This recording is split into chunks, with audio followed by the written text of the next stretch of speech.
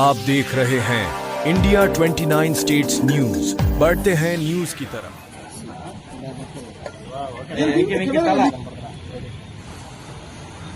రోజు గూడూరు పట్టణ పరిధిలో తిరుపతి జిల్లాలో ఒక అత్యాచారం గురించి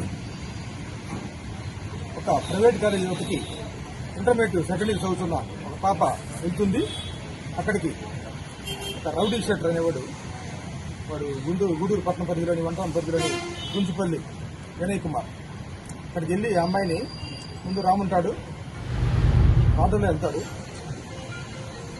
అమ్మ చెప్పే పరిణామంలో ఆటోలో వెళ్ళి అక్కడ రాముంటే రాదు, లేకపోతే నేను ప్రేమిస్తున్నా చెప్తే అంతకుముందు వార్నింగ్ ఇవ్వడం జరిగింది 2 years బ్యాక్. మళ్ళా వార్నింగ్ ఇస్తే నాకు లేదు.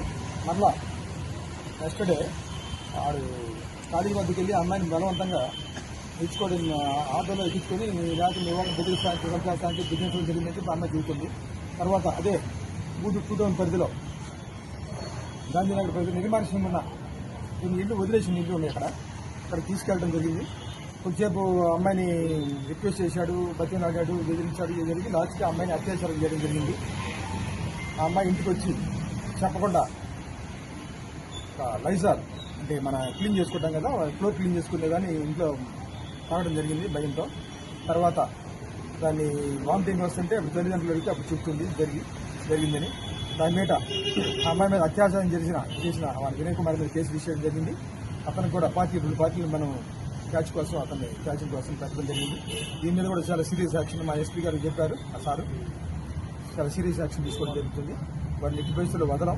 ఇలాంటి ఆడపిల్లల మీద అగాత్యాలు ఈ జరిగితే మటుకి ఏ ఒక్కరికైనా అందరూ మిగతా వాళ్ళకు రిమైనింగ్ పీపుల్ కూడా షీట్లు ఓపెన్ చేయడం జరుగుతుంది. చిన్నపిల్లల మీద మరి జరిగితే మటుకి ప్రత్యేక కోర్టులతో వారిని యాజ్ ఎర్లీ యాజ్ పాసిబుల్ వాళ్ళ మీద ఛార్జ్ షీట్ ఫైల్ చేయడం, మన ఫోరెన్సిక్ సంబంధించిన ల్యాబులకు కూడా సంబంధించిన ఇన్ఫర్మేషన్ కూడా తీసుకోవడం, ఇమీడియట్గా ఛార్జ్ షీట్ ఫైల్ చేసి శిక్షలు వేధించే విధంగా కూడా చర్యలు తీసుకోమని చెప్పి పైనుంచి అధికారులు మాకు తెలియపరిచారు. ఆ విధంగా చేస్తాము. వారి మీద సీట్లు కూడా ఓపెన్ చేయడం జరిగింది. ఇంకా 2 కేసులో ఇన్వాల్వ్ అయ్యి పీడీ యాక్ట్ కూడా వాళ్ళ మీద ఇంప్లిమెంట్ చేస్తాము. అందువల్ల ఇలాంటి ఆడపిల్లల మీద అఘాయిత్యాలు జరిగేటప్పటికీ చాలా సీరియస్గా మీ యాక్షన్ తీసుకోమని చెప్పి మా పై అధికారుల నుంచి అధికారులు ఆదేశాలు ఇవ్వడమైంది. అందువల్ల జాగ్రత్తగా ఎవరి పని వాళ్ళు చేసుకోవాలి, లేకపోతే ఆడపిల్లల జోలికి వెళ్ళి వాళ్ళ జీవితాలు నాశనం చేసుకుని పడైపోవద్దని చెప్పి మీ ద్వారా యువతకి హెచ్చరిస్తున్నాను. India 29 States News. Please support my channel, like, share and subscribe my channel.